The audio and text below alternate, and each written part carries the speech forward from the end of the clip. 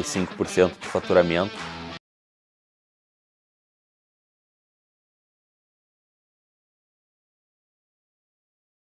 Dentro do faturamento de uma loja online.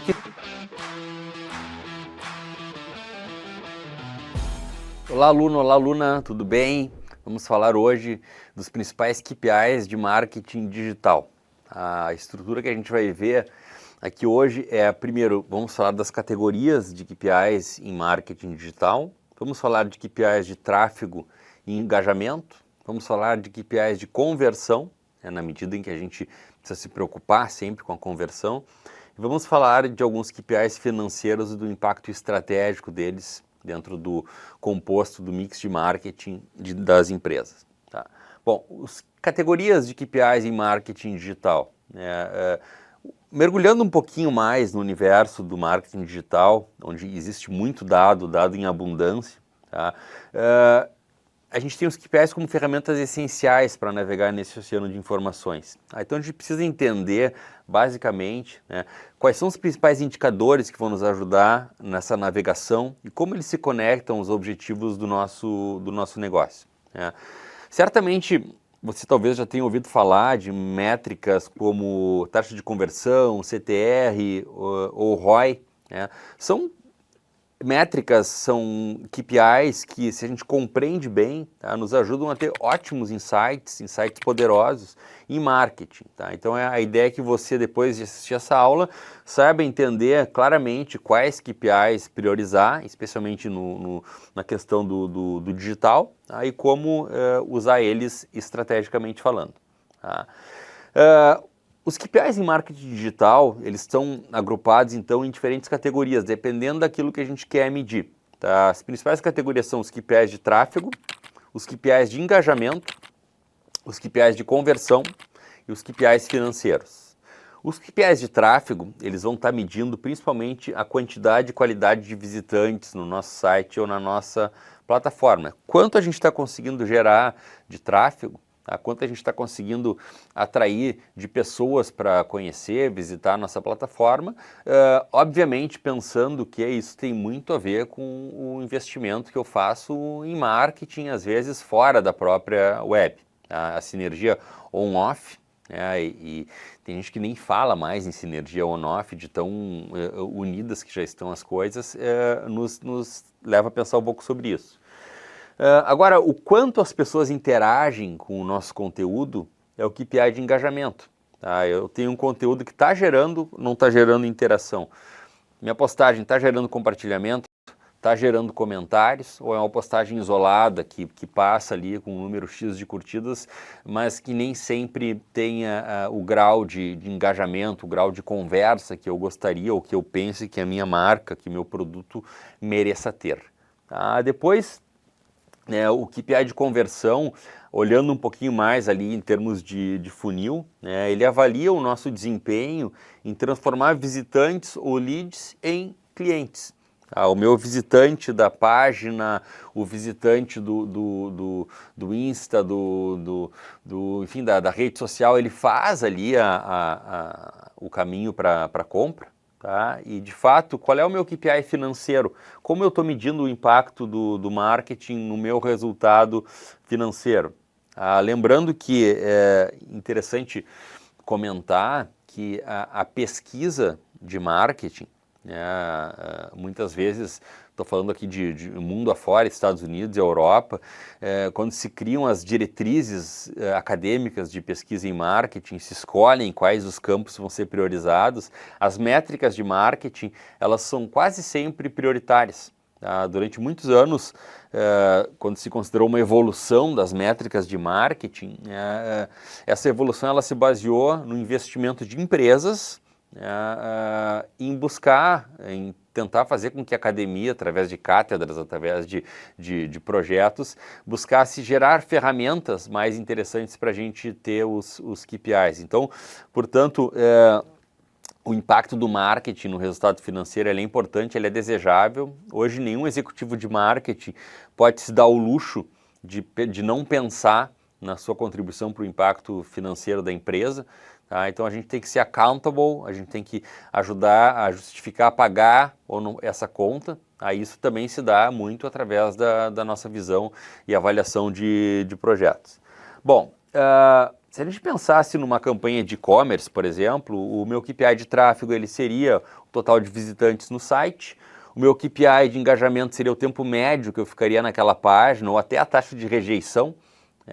O meu KPI de conversão seria a taxa de finalização de compra, quer dizer, as pessoas finalizam a compra, elas vão até o final. E o meu KPI financeiro seria o ROI da minha campanha, né, de anúncios eventualmente pagos. Tá? Bom, falando agora dos KPIs de tráfego e engajamento, eles mostram o volume e a origem dos visitantes. Por exemplo, tem um KPI, nesse caso, que é o KPI de visitantes únicos. Né? Quantas pessoas, de fato, acessaram o meu site? Isso é um KPI quantitativo, é um KPI que me dá uma ideia de tráfego, e que pode ser refinado se eu avanço um pouco mais e vou para um KPI de fontes de tráfego, em que eu possa avaliar de fato, mensurar de onde os visitantes estão vindo. São visitantes orgânicos, são visitantes pagos, são visitantes de rede social. E por outro lado, quando eu olho para esse dado de visitante único, qual é a minha taxa de rejeição? Que a gente chama também, o termo em inglês é bounce rate. Qual é a minha bounce rate? Qual é a minha taxa de rejeição? Ou seja, qual é o percentual de pessoas que saem da minha página ou da minha rede sem interagir? Porque nem todo mundo vai interagir, muitos vão olhar, vão considerar rapidamente e vão continuar seguindo com as suas vidas. Então a gente quer tentar gerar cada vez mais interação com os nossos públicos. Esse é o propósito, é um dos motivos pelos quais a gente anuncia no digital. Então isso tudo nos ajuda a entender de fato o alcance da marca, e quais canais são mais eficazes para atrair então esses visitantes. Tá? Já os KPIs de engajamento, eles medem o quanto o público interage com o nosso conteúdo. Tá? Por exemplo, tempo médio na página, um KPI de engajamento interessante. Quanto tempo as pessoas passam numa página consumindo o nosso conteúdo? É claro que a gente precisa sempre olhar na média e considerar que se eu deixo, às vezes, uma página aberta, eu vou buscar um copo d'água, deixo minha página aberta e vou fazer alguma outra coisa. Então, não é só, muitas vezes, o tempo que a página fica aberta, né? Eu tenho que olhar também taxa de cliques, CTRs, né? Click-through rate, né? O CTR é a taxa de cliques em relação ao número de impressões de um link. Ok, a página foi aberta, ela está ali, mas o visitante está de fato clicando nos links que eu gostaria que ele estivesse clicando. Eu estou direcionando essa audiência de uma maneira que se reflita positivamente nesse meu KPI, que é de específicas para redes sociais que me mostram compartilhamentos, curtidas, também não deixam de ser KPIs de engajamento. O grau e o volume de compartilhamento que eu vou gerar de um determinado conteúdo. Tá?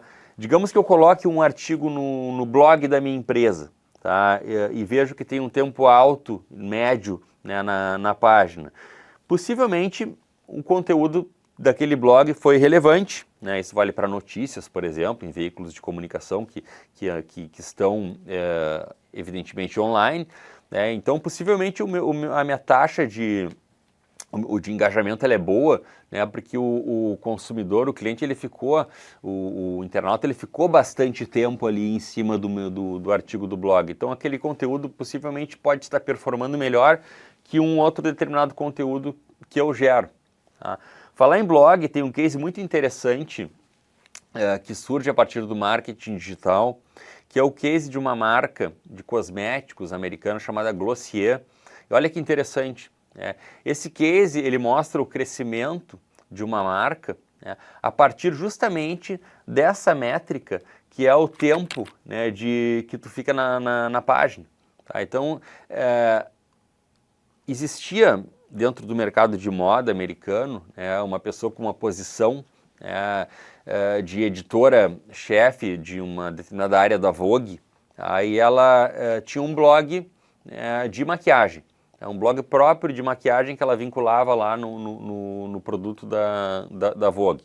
Então ela começou a fazer textos sobre maquiagem, ela começou a fazer exemplos de como usar maquiagem, ela começou a dar dicas, ela abriu para um chat de conversas também, ela começou a se dar conta de algumas coisas. Primeiro, alguns conteúdos, obviamente, dentro dessa lógica de taxa de engajamento, alguns conteúdos performavam melhor do que outros. Tá? Então, quando ela falava de uma determinada maquiagem, de uma determinada composição de cores ou de algumas marcas, esses conteúdos performavam um pouco mais do que quando se falava de outras coisas. Segundo, como ela abria para conversas e para discussões, né, as perguntas que ela recebia no blog, elas direcionavam para um aprendizado muito interessante com relação a atuais e potenciais consumidores de produtos ligados à área de cosméticos. Então, as dicas que as pessoas pediam, os comentários que elas faziam diante de determinados produtos, o que falavam de algumas marcas, o que falavam sobre a experiência de compra, todo esse grande engajamento que havia nesse blog de moda, gerava insights e informações muito valiosas, até que essa editora desse blog da Vogue, resolveu que ela criaria uma marca própria de cosméticos, uma marca dela de cosméticos, chamada Glossier, né, que seria totalmente baseada nos insights que ela tinha lá obtido através do blog. Então ela criou, de fato, a marca e abriu algumas primeiras lojas nos Estados Unidos, lá no mercado americano, com algumas premissas um pouco diferentes. Uma premissa interessante é que ela teria tasting de todos os produtos, todos os cosméticos da loja. Então, diferentemente de marcas, de grandes marcas, até concorrentes dela, como uma Sephora ou marcas específicas do segmento, ela abria para experimentação de todos os produtos. Segundo, como ela conhecia já as consumidoras potenciais, ela sabia de fato quais produtos seriam interessantes lançar em quais regiões dos Estados Unidos, ela sabia como comunicar esses produtos para o mercado, ela sabia de que maneira as vendedoras deveriam abordar essas pessoas. Então ela criou, além desses tastings, ela criou uma experiência de compra baseada em guide, né, em que tu tinha uma pessoa se movendo contigo na loja, te mostrando os produtos, deixando tu experimentar, fazendo avaliações. Ela criou produtos com marca própria, da própria marca Glossier, então criou bolsas, criou toalhas, criou bonés, criou outros produtos específicos para vender junto, para gerar uma melhor experiência, e com isso se tornou a marca de cosméticos que mais cresceu durante muito tempo nos Estados Unidos, tudo isso a partir de insights da taxa de engajamento num blog e de quanto aquele engajamento estava sendo produzido e poderia gerar de potencial de crescimento para quem soubesse de fato usá-lo. Tá? Essa é uma empresa hoje que já vale 1,2 bi de dólares nos Estados Unidos, nos valuations mais recentes, que tende a crescer, obviamente, cada vez mais. Tá? Os KPIs de conversão, por outro lado, mostram o quanto a gente está conseguindo transformar visitantes em leads ou clientes. Isso é fundamental, fundamental. Eu saber, por exemplo, converter um lead em um cliente. Então, eu, por exemplo, eu tenho como principal métrica, como principal KPI, a taxa de conversão, que é o percentual de visitantes que completam uma ação desejada, como preencher um formulário ou fazer uma compra. Então, se eu proponho uma determinada ação através da minha empresa, através do meu produto, e aquela ação ela é concretizada, e o objetivo é preencher um formulário ou é fazer uma venda ali, o fato de concretizar a ação está relacionado, obviamente, com a taxa de conversão. Muito interessante eu saber quanto eu gastei também para capturar um lead. Então, nesse sentido, a gente tem o KPI CPL, custo por lead. Quanto de fato se gastou para gerar um lead? Ele é muito importante para ver o resultado, por exemplo, no setor de turismo. Tá? Que eu faço propaganda de um hotel, em determinados sites, em determinadas redes, mas quanto de fato me custou para gerar uma nova diária nesse hotel? Quanto em média está se custando? Tem diferenças por períodos, por épocas do ano, né, onde até às vezes é legal olhar em que fase, em que parte do dia, em que parte do mês, do ano, da semana está se gerando mais engajamento para eu também direcionar os meus posts para aquele momento específico. Tá? E depois, né, quanto custou de fato um lead, também de quanto custou depois adquirir um cliente, né, o meu custo por aquisição, o meu CPA. Né. Às vezes, se a taxa de conversão está um pouco abaixo da média do setor, pode ser um sinal de que a própria página precisa ter alguns ajustes. Tá? E isso é interessante, a gente subestima às vezes o quanto o design ou o layout de uma determinada página é importante para uma experiência de compra. Tá? Eu recentemente concluí o planejamento estratégico de um dos grandes hospitais do Rio Grande do Sul, tá? Um hospital que está muito baseado em assistência, em pesquisa, em ensino. E interessante é que de todos os projetos estratégicos que a gente fez e mapeou, o projeto de branding ele se tornava mais importante, por exemplo, com o layout de site. Tá? Então, o que eu tinha?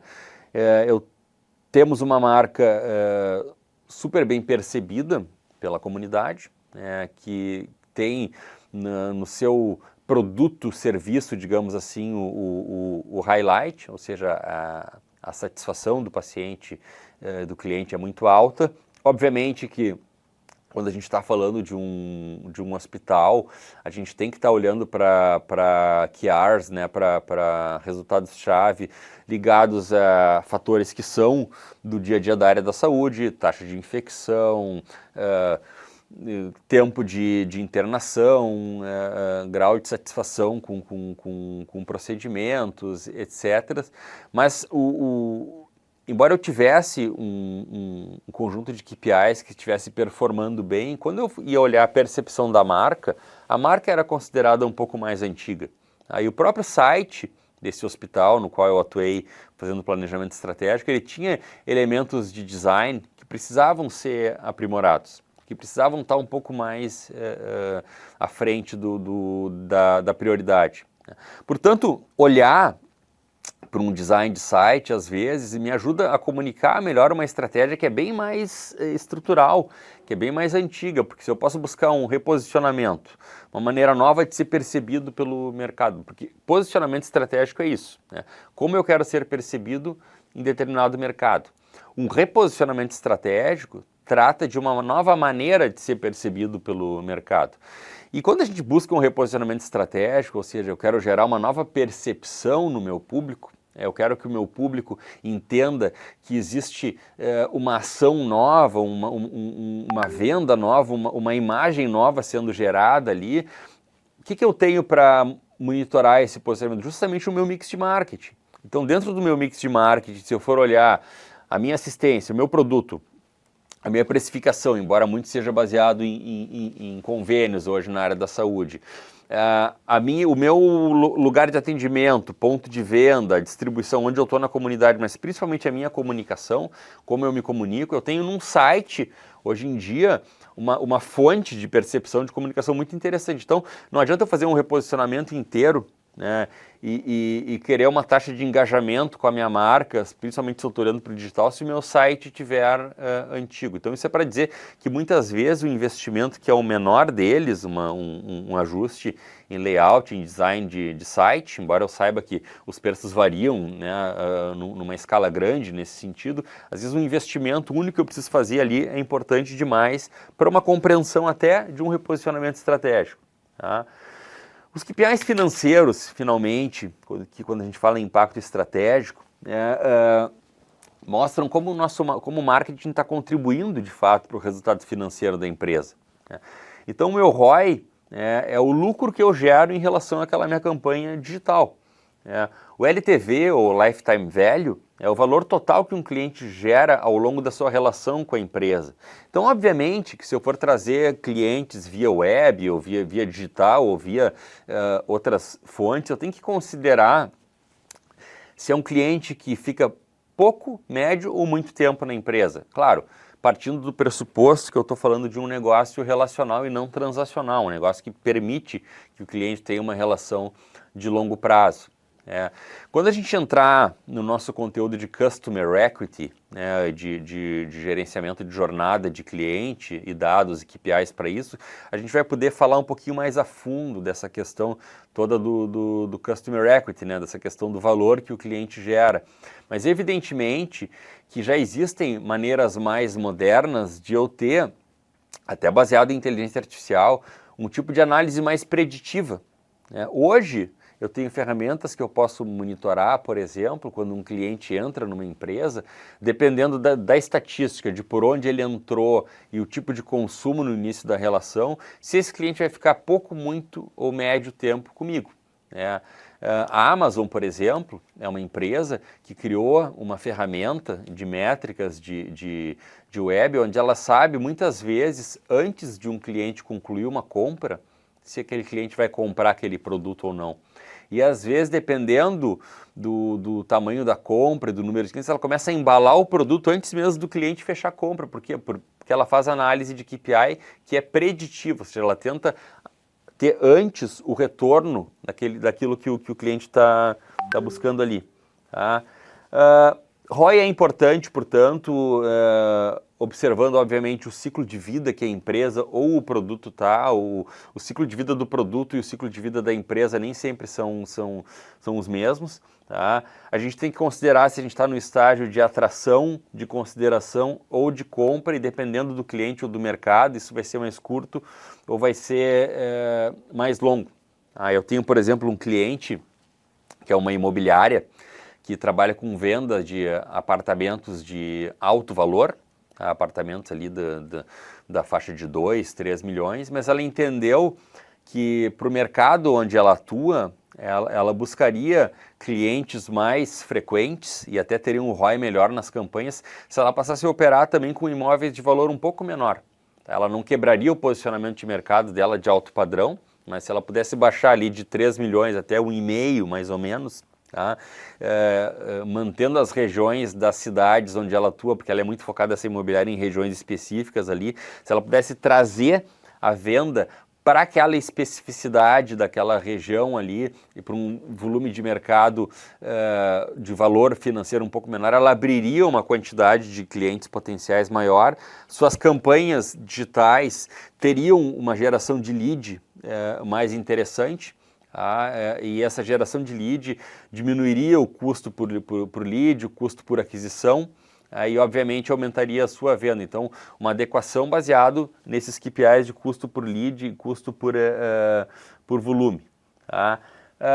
Muitas empresas, portanto, fazem algumas análises mais interessantes baseadas em web, em KPIs que usam para vender. O varejo hoje, como um todo, por exemplo, está usando muito os KPIs de custo por aquisição, aí está também trabalhando a questão da loja física cada vez mais como um ponto de exposição de marca. Um dos grandes cases da economia americana nos idos de 2015, 2016 foi da Best Buy, por exemplo, que é uma grande rede varejista que permitiu que os seus clientes fossem na loja só para fazer showrooming. Showrooming significa entrar numa loja e medir, ver o quanto está custando determinado produto, determinado serviço, né? Experimentar o produto, e o vendedor sabe que ela está indo ali comprar esse produto numa Amazon, num Walmart. Então, quando a Best Buy se deu conta desse comportamento, né, e se deu conta que o número de clientes em loja, né, versus a diferença de preço eram KPIs importantes, o que ela fez? Ela criou uma estratégia chamada match pricing, ou seja, ela adequou o preço de venda. Não, tu está indo eu saquei a tua, tu está vindo aqui para conhecer meu produto, experimentar, mas tu vai comprar na Amazon. Quanto tu espera pagar ali na Amazon? Vamos olhar junto. Aí eu faço o matching desse preço aqui. E vou fazer com isso, com o matching desse preço, te dá a possibilidade de tu ser meu cliente e, obviamente, né, pensando em lifetime value, pensando em relação de longo prazo, uma empresa que faz essa concessão para ti tende a ser uma empresa com a qual tu vai querer claramente te vincular ao longo do tempo. Então, tu coloca um componente de fidelização, possivelmente isso aumentaria um outro indicador teu ali, que é o NPS, para fazer uma determinada concessão que portanto, esse desconto né? O conselho na época foi contra essa decisão, ela precisou ser vendida em várias instâncias e depois a Best Buy começou a implementar isso, né? Como às vezes o varejo cada vez mais depende, né, de uma participação percentual da sua venda online. Grandes redes de varejo que tinham, sei lá, uns anos atrás, 5, 6, 7% do seu faturamento baseado na sua loja virtual, né? Hoje já estão colhendo 25, 28, 30, 35% de faturamento, né, de uma loja online, o que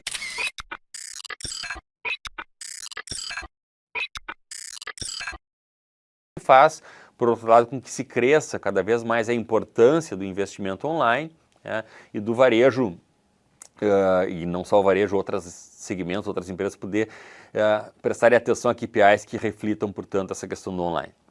Resumindo, gente, a gente viu hoje os principais KPIs de marketing digital, né, direcionando eles principalmente em categorias como tráfego, engajamento, conversão e financeiros, né. Entendemos que volume de tráfego é uma coisa, engajamento já é outra coisa, conversão já é algo mais aprofundado e o impacto no financeiro é o que nos importa no final das contas, tá? E cada indicador desses tem um papel e juntos cria uma visão mais completa da nossa performance digital. Tá? Sugiro que vocês avaliem como call to action alguma campanha recente de alguma empresa que vocês conhecem, da própria empresa que vocês trabalham, identifiquem quais KPIs podem ser interessantes para monitorar ali a web ou não, e a gente se vê, né, na próxima aula, onde a gente vai falar principalmente, né, dos KPIs ligados a branding e posicionamento. Tá? Obrigado, tudo de bom aí.